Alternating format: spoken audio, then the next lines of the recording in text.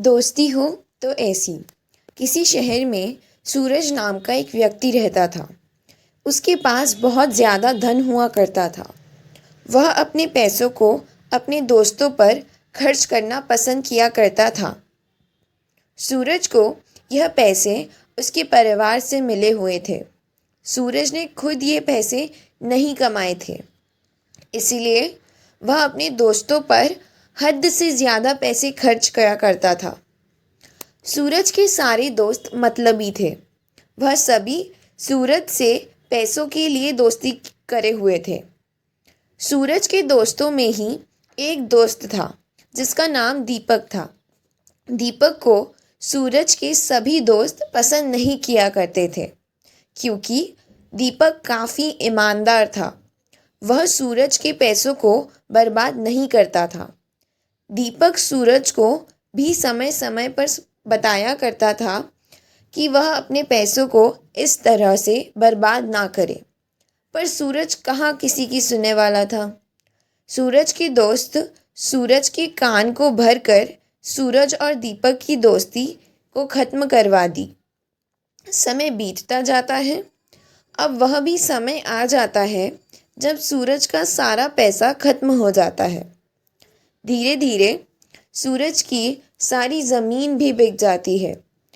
अब वह कहीं का नहीं रहता। उसके खुद के दोस्तों के सामने हाथ फैलाने का समय आ जाता है।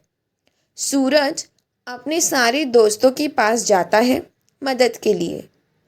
सूरज के कुछ दोस्त साफ मदद करने से मना कर देते हैं, तो वहीं कुछ सूरज के दोस्त कोई मदद भी नहीं करते पर अपशब्द भी कह देते हैं।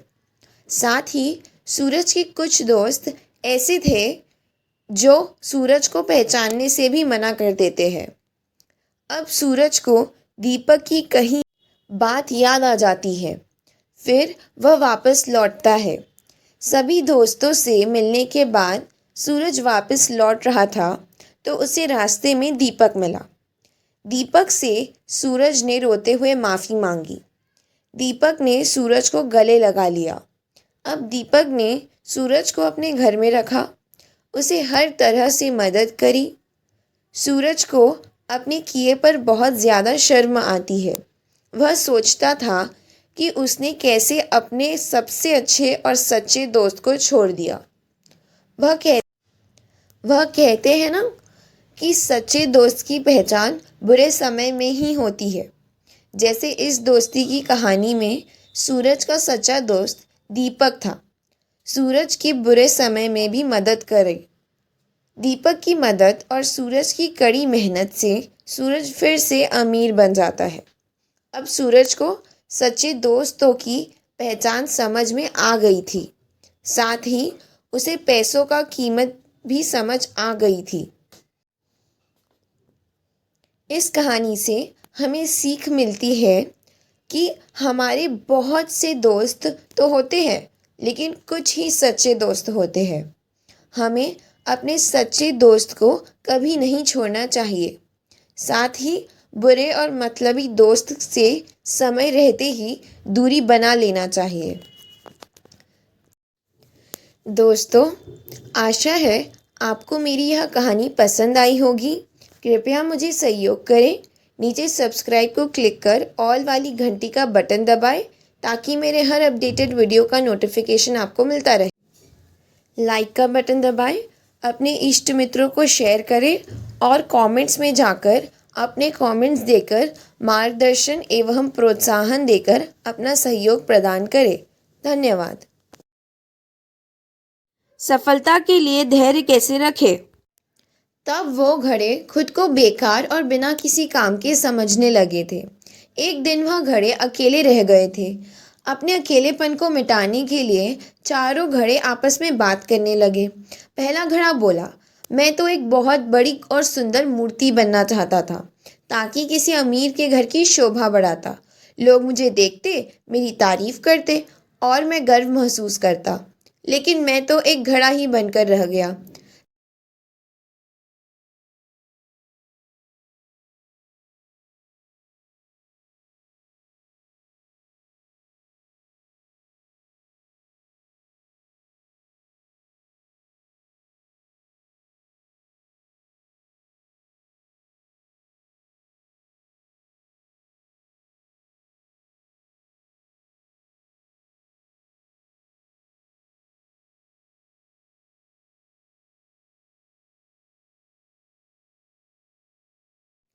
तभी दूसरा घड़ा बोला, किस्मत तो मेरी भी खराब है। मैं तो एक दिया बनना चाहता था जो लोगों के घर में रोज जागता और चारों ओर रोशनी बिखेरता। तभी तीसरा घड़ा भी बोलने से ना रहा और वह भी अपनी परेशानी बताने लगा। वह बोला, किस्मत तो मेरी भी खराब है। मुझे पैसों से बहुत प्यार है, इसलिए मैं एक गुल्लक बनना चाहता था। अगर मैं गुल्लक होता तो लोग मुझे खुशी से ले जाते और मुझे हमेशा पैसों से भरा रखते। अपनी अपनी परेशानियों और दिक्कतों के बारे में बोलकर अब वह चौथे घड़े की तरफ देखने लगे।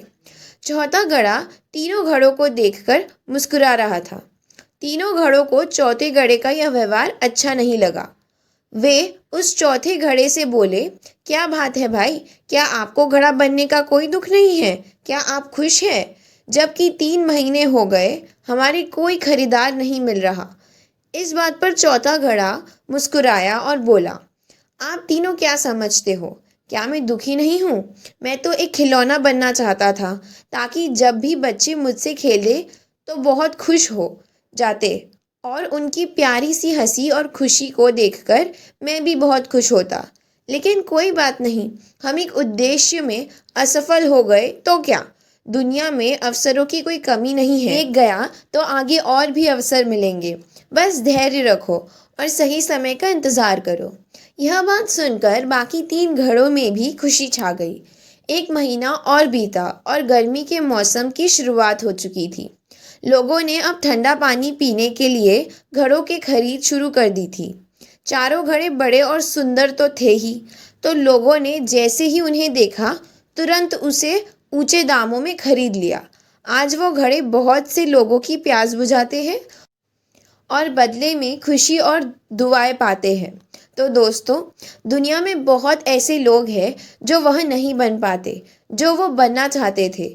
ऐसा होने पर लोग खुद को असफल महसूस करते हैं और हमेशा अपनी किस्मत को कोसते रहते हैं।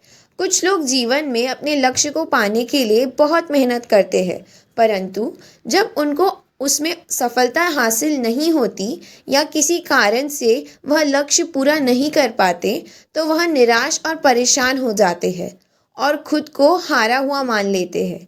लेकिन ध्यान देने वाली बात यह है कि क्या हुआ अगर हम अपने पहले उद्देश्य में असफल हो गए? क्या हुआ जब हमने एक मौका गंवा दिया? हमें निरंतर प्रयास करते रहना है। हमें नए नए रास्ते खोजने में लगे रहना है और सही समय आने पर हमारी की हुई सारी मेहनत और लगन हमें बहुत ऊंचे मुकाम पर पहुंचा देती है। दोस्तों, आशा है आपको मेरी यह कहानी पसंद आई होगी। कृपया मुझे सहयोग करें। नीचे सब्सक्राइब को क्लिक कर ऑल वाली घंटी का बटन दबाएं ताकि मेरे हर अपडेटेड वीडियो का नोटिफिकेशन आपको मिलता रहे। लाइक का बटन दबाएं, अपने इष्ट मित्रों को शेयर करें और कमेंट्स में जाकर अपने कमेंट देकर मार्गदर्शन एवं प्रोत्साहन देकर अपना सहयोग प्रदान करें। धन्यवाद। भाई बहन क्यों लड़ते हैं? महक की शादी के बाद पहली राखी थी। उसके भैया उसे लेने आने वाले थे। महक की शादी बड़े घर में हुई थी। बहुत ठाट बाट से रहती थी वो। ससुर नीरज जी ने बेटे राजीव और पत्नी नमिता जी को पहले ही आदेश दे दिया था कि बहू शादी के बाद पहली बार मायके जाएगी तो सबके लिए तोहफे और मिठाइयाँ ज़रूर भेजना और उसमें कोई कमी नहीं रहनी चाहिए। नीरज जी सिर्फ दौलत ही नहीं बल्कि दिल से भी बड़े और नेक इंसान थे। उन्होंने महक को बिल्कुल पिता की तरह ही रखा और तो और कंपनी में महक अब उनका हाथ भी बटाने लगी थी। वो कहते थे, अच्छा है, अब मेरा बोझ कम हो जाएगा। राजीव और महक मिलकर मेरा कारोबार संभाल लेंगे। महक भी बहुत खुश थी। उसे लगता ही नहीं था कि उसकी शादी को सिर्फ 5 महीने ही हुए हैं।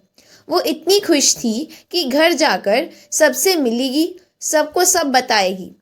महक का भाई मोहित उसे लेने आया था। उसका बहुत अच्छे से सबने अभिवादन किया। महक के साथ इतना सामान था कि मोहित की गाड़ी में नहीं आ रहा था, तो राजीव ने सारा सामान दूसरी गाड़ी में भिजवा दिया। महक बहुत खुश थी, लेकिन मोहित के चेहरे से खुशियाँ गायब सी दिख रही थी। महक ने पूछा भी क्या हुआ, पर उसने कुछ नहीं बताया।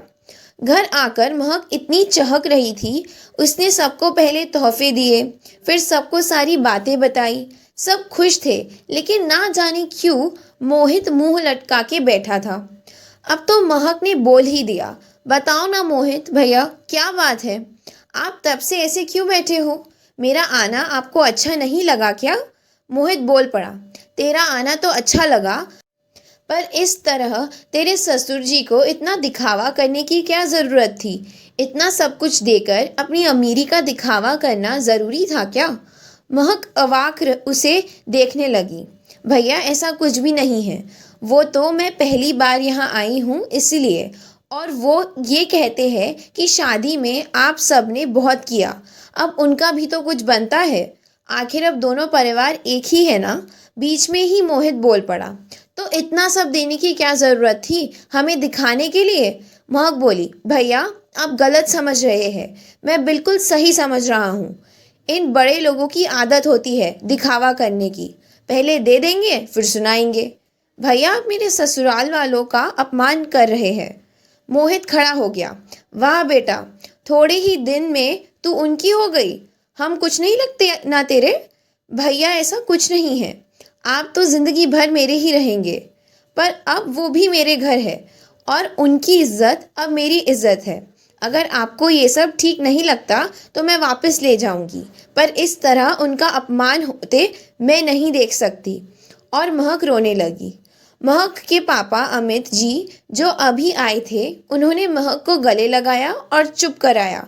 बोले, बेटा मुझे गर्व है कि तुम मेरी बेटी हो। फिर मोहित से बोले, बेटा दिखावे और प्यार में अंतर समझना सीखो। ये उन लोगों का प्यार है जो वो हमारी बेटी को दे रहे हैं। हमें खुश होना चाहिए कि हमारी बेटी उस घर में भी खुश है। मोहित चुपचाप अंदर चला गया और अमित जी अपनी बेटी को समझाने में लग गए। बेटा मोहित भी तेरा या उनका अपमान नहीं कर रहा है, बस उसे फिक्र है तेरी। तू तो जानती ही है ना, तेरे बिना उसका कोई काम नहीं होता। तुम दोनों का प्यार ही ऐसा है, लड़ाई करे बिना पेट नहीं भरता ना दोनों का। महक चुपचाप अपने कमरे में जाकर बैठ गई। गुमसुम सी सोचने लगी कि भैया ऐसा क्यों सोच रहे हैं। भैया के बिना घर में राखी कैसे मानेगी? उधर मोहित भी यही सोच रहा था कि पहली बार वो आई और मैं भी क्या लेकर बैठ गया। अब वो उदास रहेगी तो राखी कैसे मनेगी? थोड़ी देर बाद मोहित आया और धीरे से आकर महक को उसने सॉरी बोला, तो महक ने भी सॉरी बोला और दोनों गले लग गए। पापा खड़े मुस्कुरा रहे थे। देखा, मैंने कहा था ना, तुम दोनों एक दूसरे के बिना नहीं रह सकते। आओ मेरे बच्चों, चलो खाना खाने। दोनों खुशी खुशी पापा के साथ हो लिए। दोस्तों, आशा है आपको मेरी यह कहानी पसंद आई होगी। कृपया मुझे सहयोग करें, नीचे सब्सक्राइब को क्लिक कर ऑल वाली घंटी का बटन दबाएं ताकि मेरे हर अपडेटेड वीडियो का नोटिफिकेशन आपको मिलता रहे। लाइक का बटन दबाएं, अपने इष्ट मित्रों को शेयर करें और कमेंट्स में जाकर अपने कमेंट्स देकर मार्गदर्शन एवं प्रोत्साहन देकर अपना सहयोग प्रदान करें। धन्यवाद। दोस्ती हो तो ऐसी। किसी शहर में सूरज नाम का एक व्यक्ति रहता था। उसके पास बहुत ज़्यादा धन हुआ करता था। वह अपने पैसों को अपने दोस्तों पर खर्च करना पसंद किया करता था। सूरज को यह पैसे उसके परिवार से मिले हुए थे।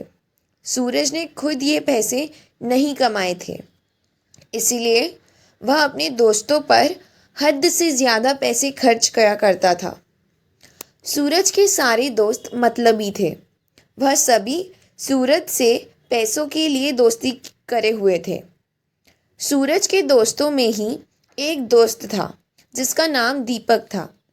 दीपक को सूरज के सभी दोस्त पसंद नहीं किया करते थे, क्योंकि दीपक काफ़ी ईमानदार था। वह सूरज के पैसों को बर्बाद नहीं करता था। दीपक सूरज को भी समय समय पर बताया करता था कि वह अपने पैसों को इस तरह से बर्बाद ना करे, पर सूरज कहाँ किसी की सुनने वाला था।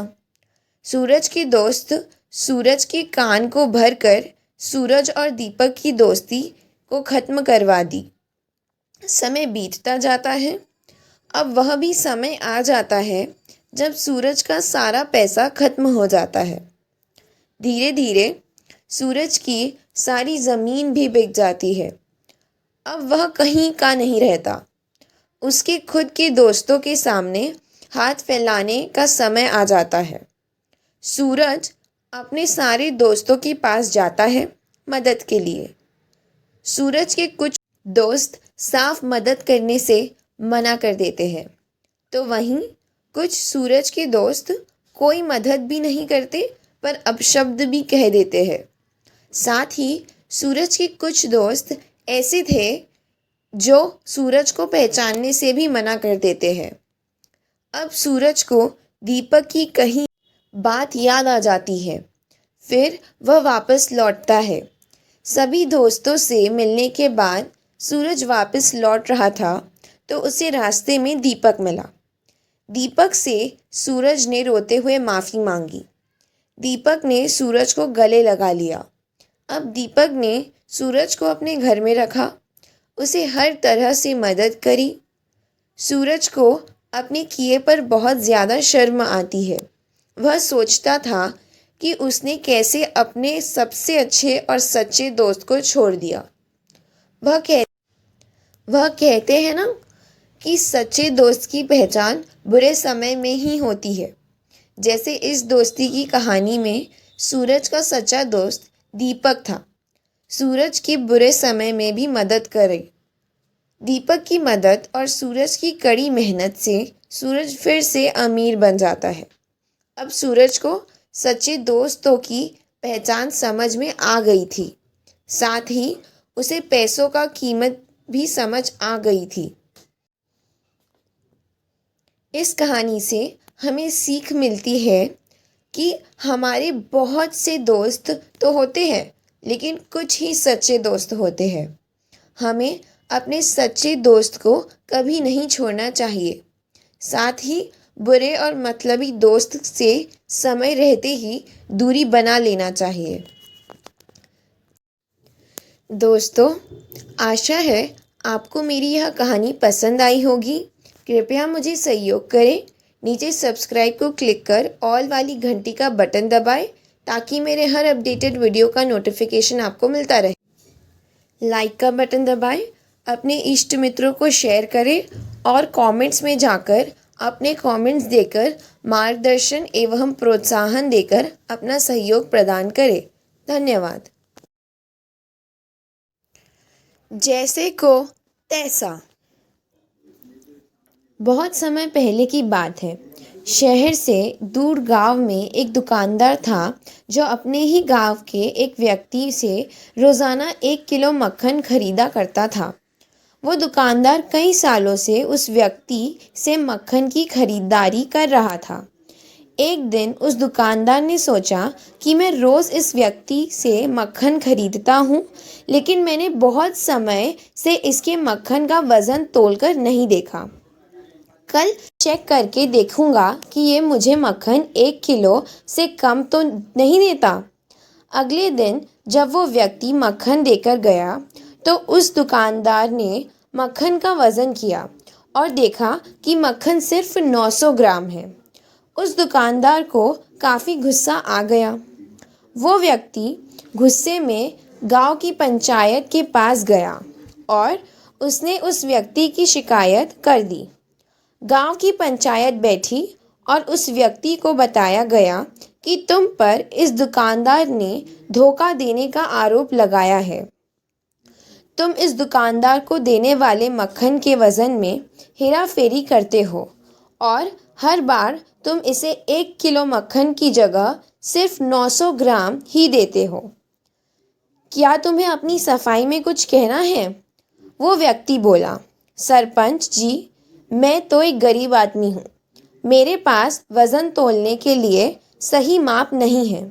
मैं रोज़ इस दुकानदार से अपने लिए 1 किलो गेहूँ खरीदता हूँ और अगले दिन उसी गेहूँ को तराजू के एक तरफ रखकर इस दुकानदार के लिए मक्खन तोलता हूँ। अब आपको जो भी पूछना है इस दुकानदार से पूछिए। पंचायत में बैठे सभी लोगों को पूरी सच्चाई समझ आ गई और उन्होंने उस दुकानदार को गांव से बाहर करवा दिया। हमें ये बात सिखाती है कि जैसे कर्म हम करेंगे उसका रिजल्ट भी हमें वैसा ही मिलेगा। हमारी चालाकी ही हमारा नुकसान कर देती है। हम जो भी दूसरों को देते हैं या दूसरों के साथ जैसा भी व्यवहार करते हैं वो कभी ना कभी लौट कर हमारे पास ही आता है। किसी के लिए अच्छा करोगे तो आपके साथ भी अच्छा ही होगा। उसी तरह किसी का बुरा सोचोगे और बुरा करोगे तो आपके साथ भी बुरा ही होगा। जैसे दुकानदार को अपनी ही चालाकी से नुकसान झेलना पड़ा, उसी तरह हमें भी अपने कर्मों की वजह से कभी ना कभी नुकसान झेलना ही पड़ता है। दूसरों के साथ बुरा करके हम 1, 2 या 10 बार बच सकते हैं, लेकिन एक ना एक दिन उसका परिणाम हमें भुगतना ही पड़ता है। हम अपने कर्मों के फल से नहीं भाग सकते। बुरे करने वाले के साथ बुरा ही होता है, फिर चाहे वो आज हो या आने वाले 1 साल बाद। उसी तरह दूसरों का अच्छा करने वाले के साथ भी अच्छा ही होता है। कई बार हमें ये लगता है कि दूसरों के साथ गलत करके हम बच जाएंगे, लेकिन ऊपर वाला हर किसी के कर्मों को देखता है और उनका हिसाब रखता भी है। ज़रूरत पड़ने पर वो हिसाब बराबर कर भी देता है। इसलिए कभी भी कोई गलत काम ना करे और ना ही कभी ये सोचे कि उल्टे सीधे काम करके हम बच जाएंगे। ज़िंदगी को बेहतर तरीके से जिए, ईमानदार बने, ज़्यादा कमाए या फिर सिर्फ अपना ही फ़ायदा देखने के चक्कर में किसी के साथ गलत कभी ना करें। हमेशा याद रखें, जो जैसा करेगा वो वैसा ही भरेगा। धन्यवाद दोस्तों। मैं आशा करती हूँ आपको मेरी कहानी पसंद आई होगी। Please like, share and subscribe करें और अपनी राय व्यक्त करने के लिए ज़रूर कमेंट करें। घर की मर्यादा। रानी ओ रानी, सो रही हो क्या अभी तक? रानी की जेठानी जोर जोर से चिल्ला रही थी घर के आंगन में खड़े होकर। रानी यानी तभी मैं भागते हुए अपने कमरे से निकली और बोली, दीदी आ गई मैं। जेठानी बोली, रानी तुम्हारा नाम रानी है, तुम रानी नहीं हो। मैंने तुम्हें रात में ही समझाया था कि सुबह को जल्दी उठ जाना, तुम्हारी मुंह दिखाई की रस्म है। मैंने बोला कि दीदी रात को नींद ही नहीं आई, जगह नहीं है और मन में थोड़ा डर था कि सुबह आँख नहीं खुली तो।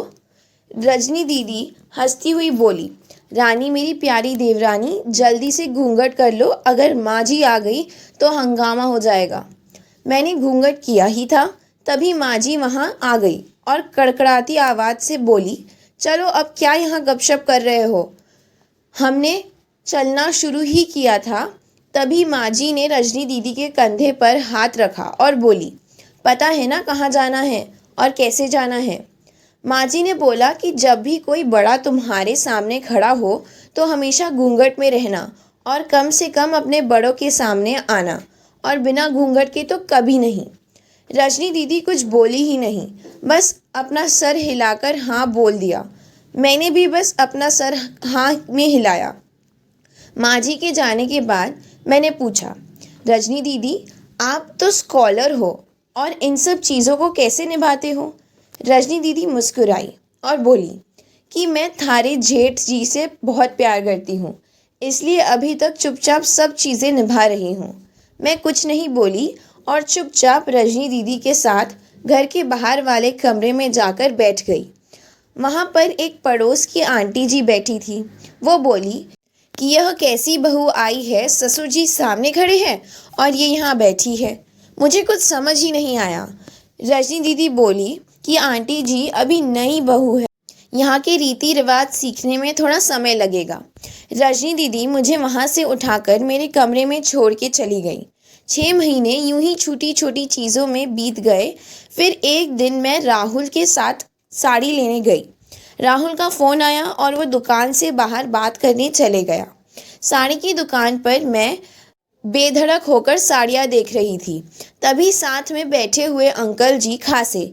एक बार फिर, दो बार फिर, तीन बार। मैंने साड़ी वाले भैया से बोला कि भैया, इन अंकल जी को पानी दे दो, बहुत खांसी हो रही है इन्हें। अंकल जी भड़क उठे और बोले, क्या बदतमीज़ लड़की है ये, कुछ शर्म लिहाज है या नहीं इसे। दुकान पर हंगामा देख राहुल बाहर से भागकर अंदर आया और अंदर आते ही अंकल जी के पैर छूकर बोला, मामा जी आप यहाँ। मैं घबरा के दुकान से बाहर निकल आई, एक लंबा घूंघट करके गाड़ी में बैठ गई। राहुल बाहर आया और गाड़ी में बैठकर गाड़ी बहुत तेज़ चलाने लगा।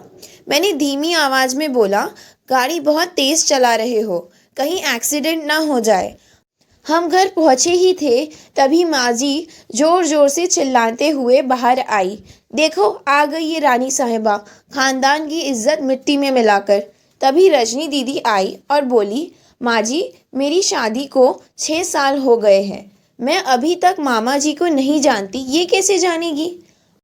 माँ जी ज़ोर से चिल्लाई, देखो कैसे चपर चपर ज़बान चल रही है इस रजनी की। कभी राहुल सबकी बात काटते हुए बोले कि माँ ये दोनों सही बोल रही हैं, अगर ये हमेशा घूंघट करके रहती है तो ये मामा जी को कैसे पहचानेगी। और माँ आज मामा जी के फ़ोन पर तुमने पूरे घर की शांति को भंग कर दिया है। ये वो ही समाज है जिसने सीता मैया पर भी उंगली उठाई थी। पिताजी और जेठ जी ने भी अपना पक्ष राहुल के साथ ही रखा। माँ जी थोड़ी देर सोचने के बाद वापस रजनी दीदी और मेरे पास आई और बोली कि तुम दोनों को अपनी मर्यादा पता है। मुझे उम्मीद है कि तुम कभी भी मेरे सिर शर्म से नीचे नहीं झुकने दोगी। हम एक ही परिवार के सदस्य हैं, हमें हमेशा साथ रहना है, अच्छा वक्त हो या बुरा वक्त। हर सदस्य को अपनी मर्यादा पता है। माँ जी ने मुझे और रजनी दीदी को फिर गले लगा लिया। तो दोस्तों, जब तक हम अपने वालों के लिए खड़े नहीं होंगे तब तक बदलाव नहीं होगा। दोस्तों, आशा है आपको मेरी यह कहानी पसंद आई होगी। कृपया मुझे सहयोग करें, नीचे सब्सक्राइब को क्लिक कर ऑल वाली घंटी का बटन दबाएं ताकि मेरे हर अपडेटेड वीडियो का नोटिफिकेशन आपको मिलता रहे। लाइक का बटन दबाएं, अपने इष्ट मित्रों को शेयर करें और कमेंट्स में जाकर अपने कमेंट्स देकर मार्गदर्शन एवं प्रोत्साहन देकर सहयोग प्रदान करें। धन्यवाद। जैसा सोचोगे वैसा ही करोगे। किसी शहर में दो भाई रहते थे। उनमें से एक शहर का सबसे बड़ा बिजनेसमैन था तो दूसरा एक ड्रग एडिक्ट था जो अक्सर नशे की हालत में लोगों से मारपीट किया करता था। जब लोग इनके बारे में जानते तो बहुत आश्चर्य करते थे कि आखिर दोनों में इतना अंतर क्यों है, जबकि दोनों एक ही माता पिता की संतानें हैं, एक जैसी शिक्षा प्राप्त है और बिल्कुल एक जैसे माहौल में पले बड़े हैं। कुछ लोगों ने इस बात का पता लगाने का निश्चय किया और शाम को भाइयों के घर पहुँचे। अंदर घुसते ही उन्हें नशे में धुत एक व्यक्ति देखा। वे उसके पास गए और पूछा, भाई तुम ऐसे क्यों हो? तुम बेवजह लोगों से लड़ाई झगड़ा करते हो, नशे में धुत अपने बीवी बच्चों को पीटते हो, आखिर ये सब करने की वजह क्या है? मेरे पिता, भाई ने उत्तर दिया। पिता? वो कैसे? लोगों ने पूछा। भाई बोला, मेरे पिता शराबी थे, वे अक्सर मेरी माँ और हम दोनों भाइयों को पीटा करते थे। भला तुम लोग मुझसे और क्या उम्मीद कर सकते हो? मैं भी वैसा ही हूँ। फिर वे लोग दूसरे भाई के पास गए। वो अपने काम में व्यस्त था और थोड़ी देर बाद उनसे मिलने आया। माफ़ कीजिएगा, मुझे आने में थोड़ी देर हो गई। भाई बोला, बताइए मैं आपकी क्या मदद कर सकता हूँ? लोगों ने इस भाई से भी वही प्रश्न किया। आप इतने सम्मानित बिजनेसमैन हैं, आपकी हर जगह पहुँच है, सभी आपकी प्रशंसा करते हैं, आखिर आपकी इन उपलब्धियों की वजह क्या है? मेरे पिता, उत्तर आया। लोगों ने आश्चर्य से पूछा, भला वो कैसे? मेरे पिता शराबी थे। नशे में वो हमें मारा पीटा करते थे। मैं ये सब चुपचाप देखा करता था और तभी मैंने निश्चय कर लिया था कि मैं ऐसा बिल्कुल नहीं बनना चाहता। मुझे तो एक सभ्य, सम्मानित और बड़ा आदमी बनना है और मैं वही बना। भाई ने अपनी बात पूरी की। दोस्तों, हमारे साथ जो कुछ भी घटता है उसके पॉजिटिव और नेगेटिव एस्पेक्ट्स हो सकते हैं। ज़रूरत इस बात की है कि हम पॉजिटिव एस्पेक्ट पर कंसंट्रेट करें और वहीं से अपनी इंस्पिरेशन भी ड्रॉ करें। धन्यवाद दोस्तों। आशा है आपको मेरी यह कहानी पसंद आई होगी। कृपया मुझे सहयोग करें। नीचे सब्सक्राइब को क्लिक कर ऑल वाली घंटी का बटन दबाएं ताकि मेरे हर अपडेटेड वीडियो का नोटिफिकेशन आपको मिलता रहे। लाइक का बटन दबाएं, अपने इष्ट मित्रों को शेयर करें और कमेंट्स में जाकर अपने कमेंट्स देकर मार्गदर्शन एवं प्रोत्साहन देकर अपना सहयोग प्रदान करें।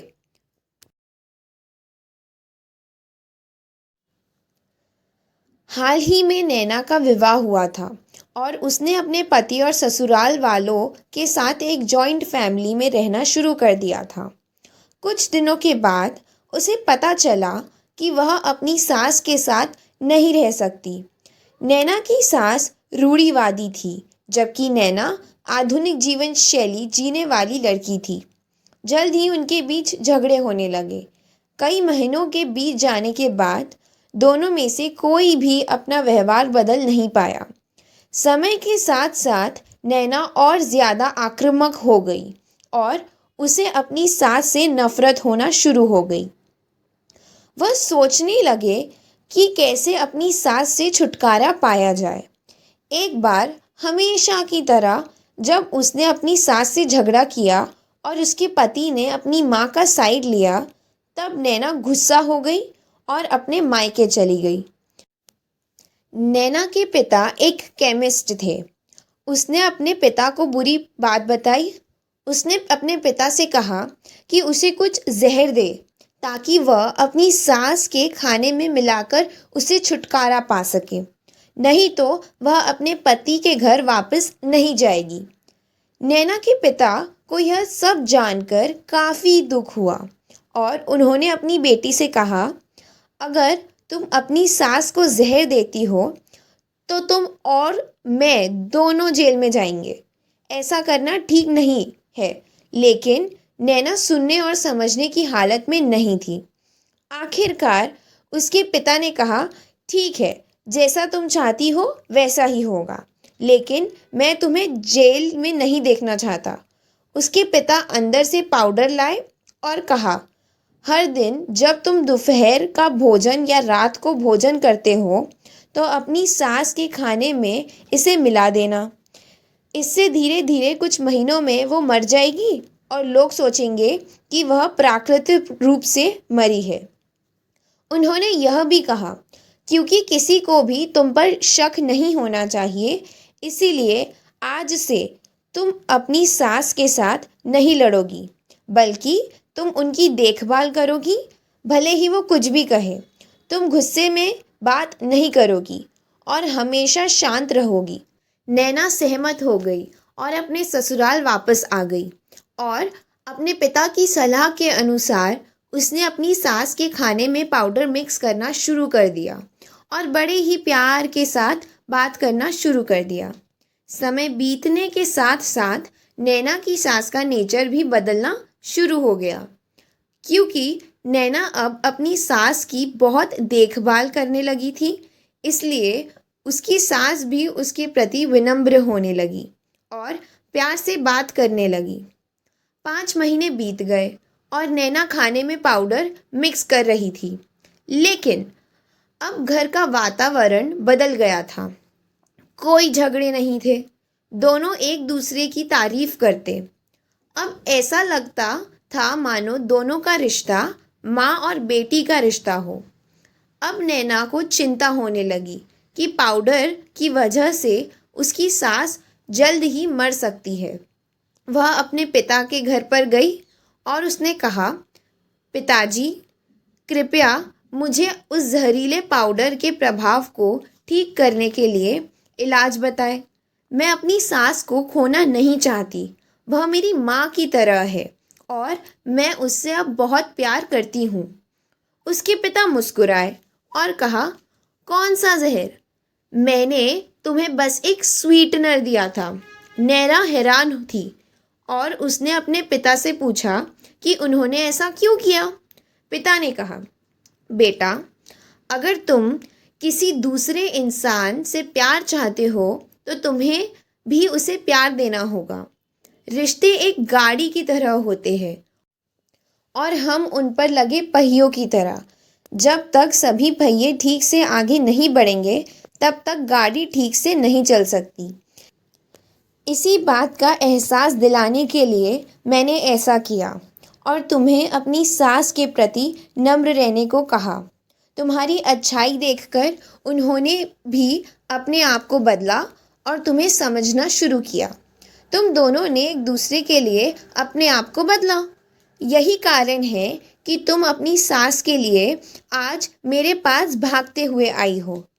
नैना अपने पिता की बात समझ चुकी है और आप सास बहू के झगड़ों का समाधान हर इंसान अपनी परिस्थितियों का शिकार होता है।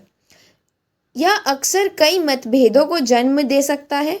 हालांकि हमें एक दूसरे को समझने की कोशिश करनी चाहिए और एक दूसरे के साथ एक स्वस्थ संबंध बनाने के लिए थोड़ा अपने आप को भी बदलना चाहिए। और जब इस तरह के मतभेद रिश्तों के बीच उठते हैं तो उनके प्रियजनों का कर्तव्य है कि वे उन्हें शांत रखें और सही रास्ते की ओर मार्गदर्शन करें। धन्यवाद दोस्तों, मैं आशा करती हूँ आपको मेरी कहानी पसंद आई होगी। Please like, share and subscribe और अपनी राय व्यक्त करने के लिए ज़रूर कमेंट करें।